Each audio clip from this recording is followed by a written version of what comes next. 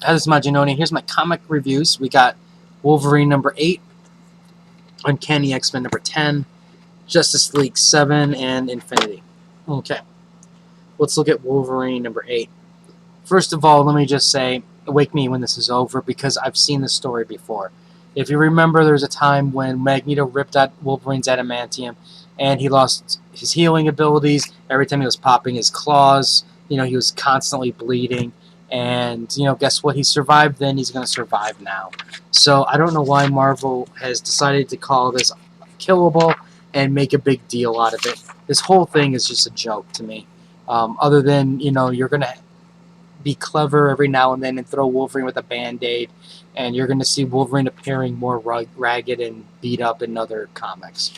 This whole issue here is basically this issue is even nothing. It doesn't even belong with Killable Part 1 because it's dealing with this character who's got this virus thing, and Shield and Wolverine and Storm go because they're afraid that this virus thing is going to take over people in Wakanda, and then once that happens, all hell is going to break loose. So they're going there to extract the character, and Wolverine's there just to check out the Black Panther to see if he's been compromised. And I'm like, oh, really? How does that relate to him being killable? Doesn't. But I'll give him this much: the ending page was a shocking page, so to speak.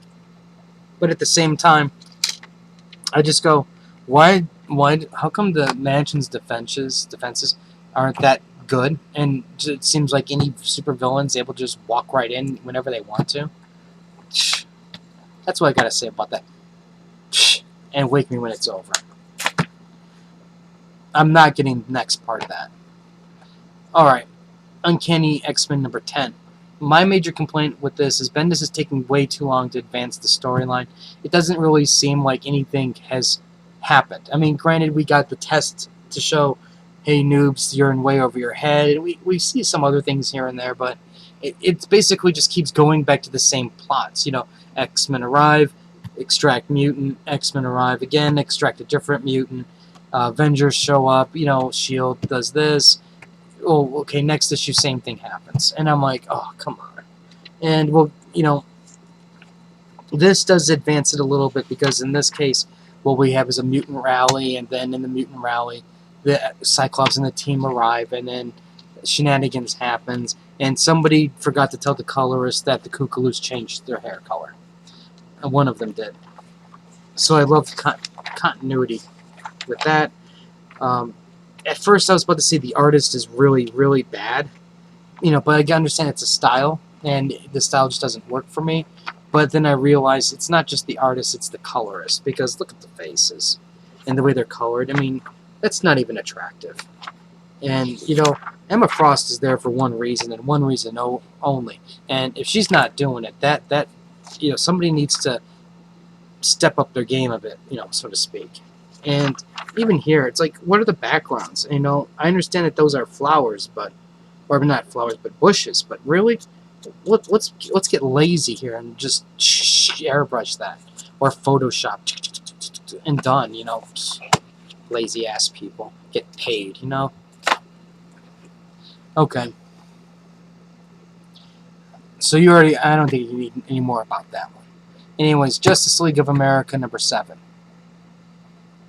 I bet you think I'm going to rip this one a new one. Well, this actually wasn't too bad at all. They actually did a decent job. They moved the story along. And in fact, more things happen in this one issue than all of the 3 issues combined, including the minis. Not the minis, but the side stories. Which is a crying shame. Because there's so much going on in here, and it would have been really nice to see things broken up a little bit and expanded upon. And in fact, they kind of messed things up a little bit because Cyborg conveniently is no longer babysitting, and he's jumping in the battle, while conveniently somebody can go in and now tamper with the body. And I think that it's just the little things, these things of convenience. It's like, just tell me a good story and don't do shortcuts. How freaking hard is that? Apparently it's hard for some people. Well, anyways, overall, what they're doing is they're trying to figure out, did Superman kill the guy, Dr. Light, on his own, or was he manipulated? And they're going after Dr. Psycho because that's who they think manipulated his mind. Now, there is a very, very good moment in this book, and that is Martian Manhunter and the way he's digging into his mind to find out if he killed him or not. And I mean, not if he did anything to manipulate Superman. That was fantastic. And I'm telling you this much right here.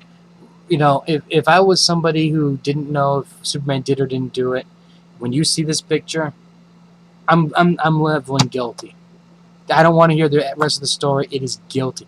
That look is the look of a crazed lunatic, and fantastic.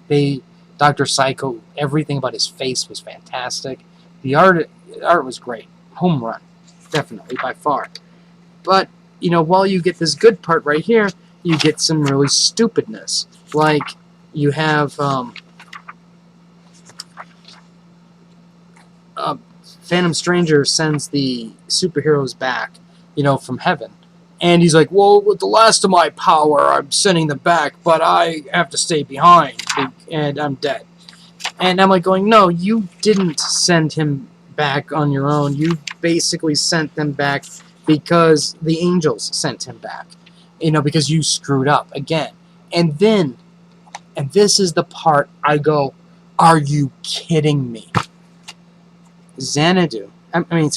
Phantom Stranger trapped in this thing, which I don't even know how he's able to do this, because somebody didn't read that Phantom Stranger book. Because obviously they would have known he couldn't do this, based on what happened to him. But he's like, tell Batman, Xanadu is the key. Do you think maybe that bit of information could have been relayed a little sooner? You had some superheroes just standing around doing absolutely nothing. Do you think maybe they could have done something? They're all trying to figure out about the skull, the box. And here he is. Xanadu's the key. She knows about the box. Do you think that piece of information could have come out sooner? Oh, my God.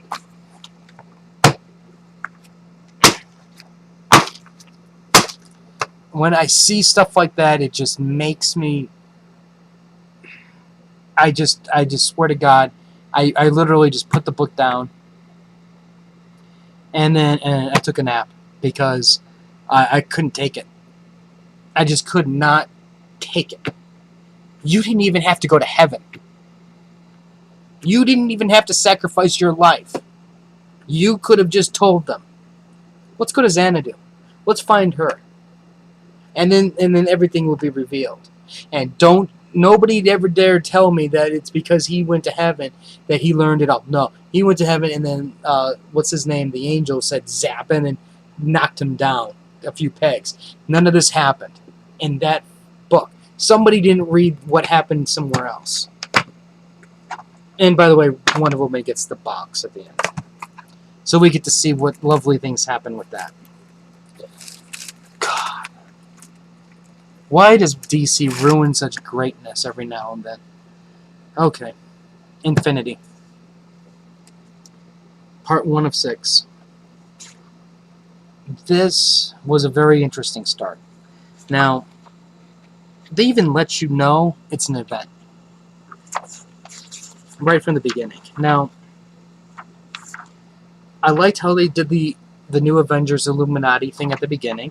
Say, hey, that's what's going on. The one thing that kind of got me irritated or annoyed was how they reprinted that Infinity special from the Free Comic Book Day. But then I realized, well, you know what? Okay, that actually ties into what happens with Black Bolt. So I'm like, okay, that's fine. I accept that. And then they are really laying down a no-holds-barred battle. You're not really going to get much out of this issue other than here's the players, here's the situation, and there's going to be some serious ass kicking about to happen. Because, Thanos is going to go to Earth, and he's going to be like, before they're like, well, I don't know if we should go to Earth because Earth has their Avengers and superheroes, and those things never go well. And then somebody goes, oh, the Avengers are no longer on Earth. And then Thanos is like smiling, and there's going to be trouble.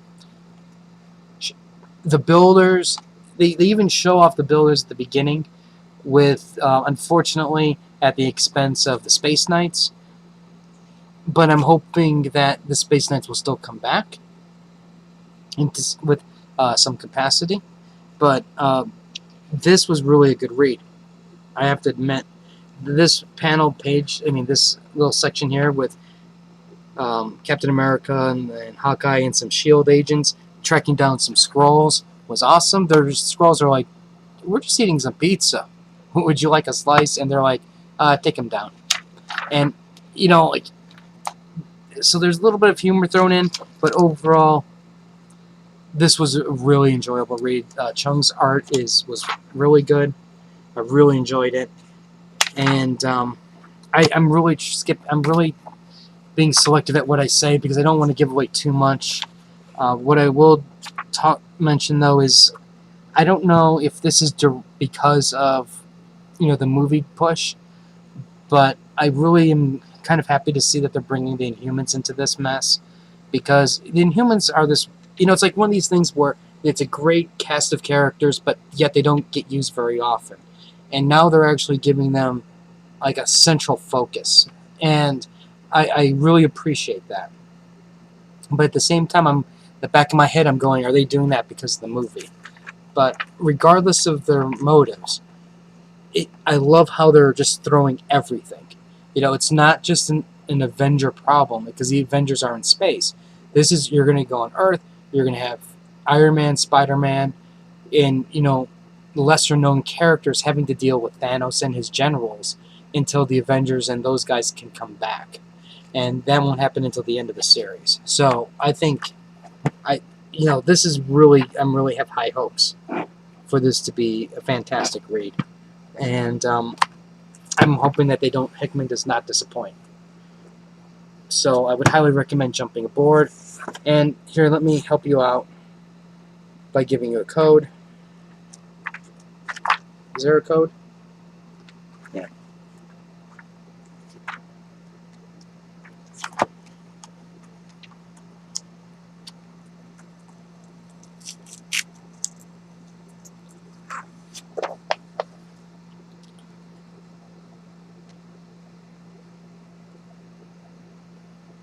There's that, and let me get you one more code.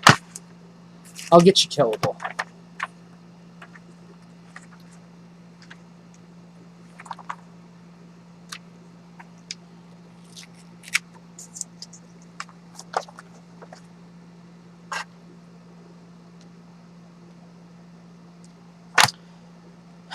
Anyways, if you have any comments or questions, let me know. Rate the video. Like the Facebook link. I do the anime reviews on Crunchyroll. I'll have more reviews later. And until next time.